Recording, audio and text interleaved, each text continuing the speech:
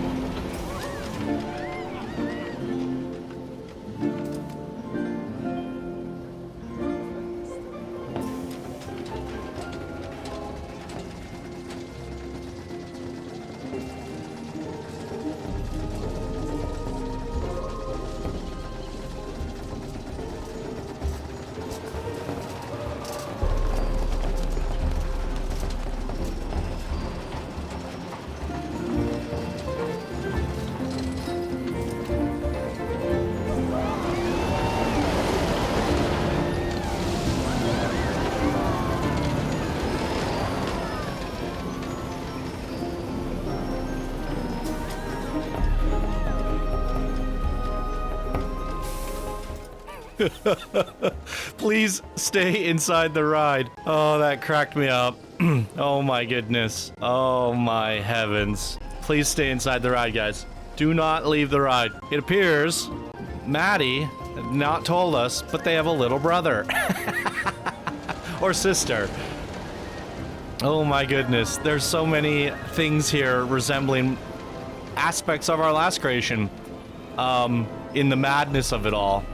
It's a cute, junior, gentle family mine train coaster, but there's a lot of interesting talking points as well. I definitely feel like this builder has a knack for little nooks. There's the on-ride photos. Nice. Nobody's on it. Yeah, there's like little nooks and stuff that I really like. That queue is actually incredible, to be honest. I really thought this queue was super cozy. Huh. I'm lost. Let's pop out. So this is their Planko friend. Not exactly a Planko friend, but as I was saying, Mr. Maddy here, also not really a Planko friend. I don't think you two got the idea of what a Planko friend is, but that's all right. You know, you're expressing your character in some way or another. But there is a little bit of a Maddy madness to this build. But I would say this area to me felt extremely organized, quaint, and cozy. I really like this. And it kind of set the expectations super high. But then in the inside where the mine train is, how do I even find it? Oh, look, we found a crab. Join us, Chaos Crabs. No, this area, it just felt like incomplete and strange to me. Why would you build like this corrugated metal facility when you could have just done a fun mountain or mine train or taken us further through the village? I felt like this didn't really accomplish much in here, and it kind of just confused me. Because yeah, you do have a lot of cool aesthetics on the outside. We're not really exploring it all that much, right? I think it has a lot of really good things going for it in terms of the woodwork and the composition, and I like the mountain facade there. It's super quaint and cozy. I feel the slow points where we're kind of like stuck on the inside or not having a lot to look at dragged on a little bit. But overall, I think it's actually pretty strong, you know? I really like the artistry gone into here. I just think the coaster needs a little bit more guidance and refinement. Overall, it's a pretty solid junior coaster. And again, I really like the woodwork and the coziness of these buildings. These buildings are really, really adorable. So for a first-time builder, someone that I haven't recognized yet, oh, look at this. What is that? Little goat? Cute little goat. It's adorable. I think you did an adorable, quaint and cozy little build here today for us. Colapommes, welcome to the community and great job on your first ever contest submission. All right, next up, ladies and gentlemen, is going to Vortex by Space Extreme, an unranked and now builder, another brand new person to this community. And here they say, this is Vortex, a launch standing coaster that races around a custom waterfalls, whirlpools, and Mediterranean villas. It features 3 inversions, one which is a station flyover. Ride best view at 6 a.m. in the front seat. Very good.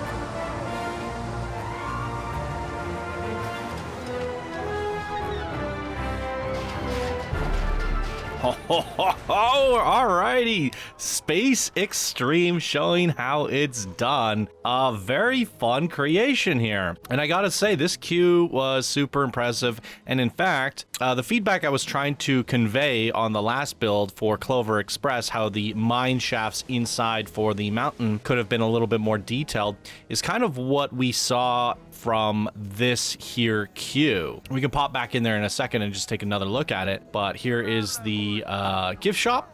Some photos, but not on-ride photos, or not a screen depicting what we saw on ride. But yeah, this area here, it's very like mine train coastery, right? I could see a mine train coaster passing through multiple different ways, multiple different layers here. I really like this, and I think our last builder, Colapommes, could kind of take a closer look at this and get some inspiration from it, because I think this is a very good mine mountain network here, and the way you got the coaster passing through, rolling through here is really quite nice. And this creator, brand new, unranked builder to the community, also doing something different with the movers. I'd say it's probably the most technical coaster of the day so far, using lots of emitters, movers, and all sorts of things. And you've even added extra splashes, like the coaster was gurgling, and yeah, you added extra splashes throughout the entire experience, which Made it very fun and wet. Look at that. Really cool.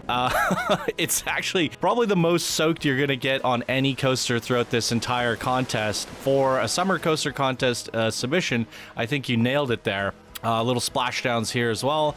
I like this custom bridge thing going across, and you get wet the whole way through. Yeah, it's doing a lot of the triggered events and emitters and sequencers that we haven't seen quite from this episode here today. And that's pretty impressive for somebody who is brand new to the game. Oh, you did the thing with the water. We've seen this a couple times throughout the contest, getting the sphere cylinder shaped water pieces or panels, transparent pieces, and rotating them, and it creates a bit of a nice reflection, and then you add the water on top of that. It gives it a really nice aesthetic. Seen that a couple times now, and I'm really impressed by it. So it looks like some people on Discord were sharing their ideas and catching on to what other people were doing. So again, another small little like technical aspect to this build. And all besides that, the coaster was fun. The scenery is quite nice. It's very tropic or Mediterranean, as you said, but yeah, it's very summery, and it's hot and cool at the same time. Has the complete package for me, right? Yeah, I don't really have any feedback for this crater.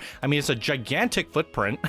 There's a lot of rocks and stuff in the back, which do we actually utilize them in any way? I don't know about that, right? So, I mean, space-wise, you could probably keep things more compact in the future and maybe make more of a grand entrance, but it's still pretty solid overall. I can't really complain. So, I think you've done more than enough here to stand out from the rest of the competition for the brand new builder bracket.